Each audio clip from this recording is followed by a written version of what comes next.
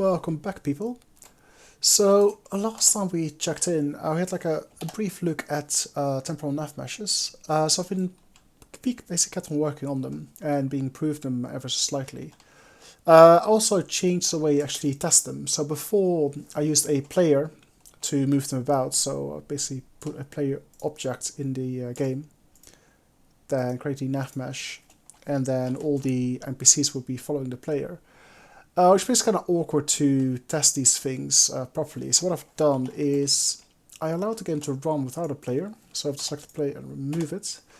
And if you run the game now, we see all the AI entities are just drop down on the floor, do nothing. But I can then individually select them and give them orders to move to different locations.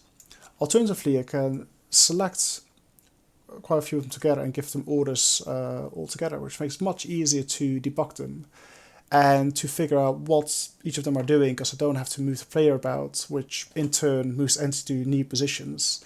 Whereas now I just can give them order, move the camera about, and see what they're all up to. Which makes it a lot easier to debug this temporal NavMesh. Another thing I've done is, prior I've only split a segment on a line. So if you go back to the editor, so you see if I generate the NavMesh, there's like drop connections and jump connections here, and basically at 1 meter intervals. So if an AI would basically move and say select this one here, would basically block this connection for a certain period of time. I think currently it's like half a second before it gets there and half a second after it gets there. So in total we'll block the whole thing for a second whilst it traverses over this connection. However, as you can see with NavMeshes, they are divided into multiple polygons. They're all convex. And before, what we'd have is you've got a connection here between this polygon here and the one over here. They're only ever allowed to cross at the very center of this polygon. So what I've changed is similar to the jump and drop connections. I've split this also into 1 meter segments. So entities have a choice how they want to traverse along these edges in multiple ways. Normally what you would do is find a path and then post-optimize them so they can take any point along this connection to pass between.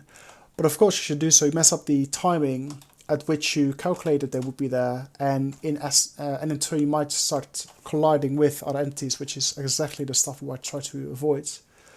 We can still do some post-optimization of the paths afterwards while still keeping the time in sync as we would expect them to be. So as we jump back to the game, we select a few and like a move over NavMesh, not doing any of the jump and drop connections. You will still basically choose different points to cross the vertex as with before, so still basically will split up and make sure they keep some distance between each and every one of them.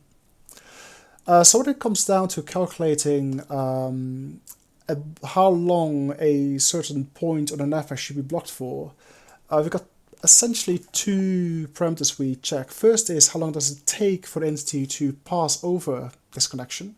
So for jump and drop down connections, they'll be, I think I put in half a second or something.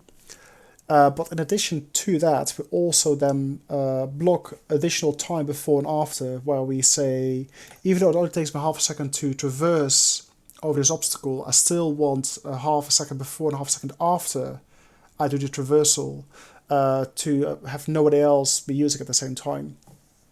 And that comes in handy when we try to make sure that these guys traverse over points on the NavMesh that are basically general connections. We still want to make sure that as they traverse, we still keep enough base distance between the entity in front of us and behind us. And the time it takes us to traverse over basically plain terrain takes no time at all. We still say, even though it takes no time at all, I still want, I think it's a quarter of a second before and after I traverse over it. I want nobody else be using that connection. So that's what we use to make sure they actually split up correctly, which is also why we see each of them, even though it's not the same location, split up and use different points to make sure there's enough distance between each of one of them, and it will find different paths because it might take longer to wait for a connection to be available to them than taking a completely different path altogether, which is essentially what we see here. So that's the big update. So changing the NavMesh, changing the way we calculate how much distance needs to take basically before and after they arrive at these connections. And also updating the GUI so we can select individual ones, and we got a nice triangle around them as we select them, and the entity ID of the ones we've selected, which will help me into debugging these guys if something really weird happens I can't quite explain. So one of the other issues that we can come across is, even though they will split up and use different connections we see here, sometimes the paths they choose are so close together they will still effectively collide with one another, but because we don't pick it up as we create these paths, because they are using different nodes, so say there's still enough distance between each of the AI entities, it still looks a bit weird as they clump up very close together and doesn't necessarily look good. So that's something I want to be working on as well, to make sure that's not happening, so it actually looks a lot better. But yeah, I mean, it seems to be working quite well. They saw some location, they'll spread out over open planes and use different drop-down connections at the very end of it to make sure they basically split up as much as they should. And as I come at these locations, they'll still wait. So this little train here, we see that the distance between each of these AI entities are about a quarter of a second, which was what we expect. So this is, yeah, work in progress. It's getting there. Still some work to be done, some bugs to fix, but pretty happy with the progress I've made so far. That's all I've got so far for now. Hopefully next update this will be working a lot better still. And also going to look into automating these guys finishing a platform level.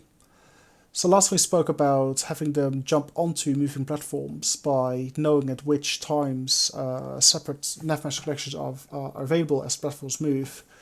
So that's going to go in, and also I'm going to look into blocking or temporarily blocking NavMesh connections. So you can think of a door blocking a part of the NavMesh, but as you flip a switch or open a door, you want that NavMesh to become available again. So that's going to be interesting thing to look into, because then I can start using a planner to have these guys run around levels, solving platform puzzles. And then we've got something quite interesting to work around with. Because this is like one of these games I like making but not playing. So all the quite funny things I like to do is to not necessarily play games, but make AI entities that play the game for me and observe and optimize them. And this will be one of those games where I make a platformer game which I don't necessarily want to play myself, but I'm quite keen to make technologies and interface to have AI entities play these games on my behalf, which is essentially what this project is heading to. So yeah, it'll be interesting to look out for. So that's all I got, guys, for now. So hopefully next time I can show you NavMesh being blocked temporarily, and then also have AI entities solve small puzzles using an AI framework in the background. But that's all for next time. So that's all I've got for you guys this time. Thanks for watching, and I'll see you guys soon. Bye bye.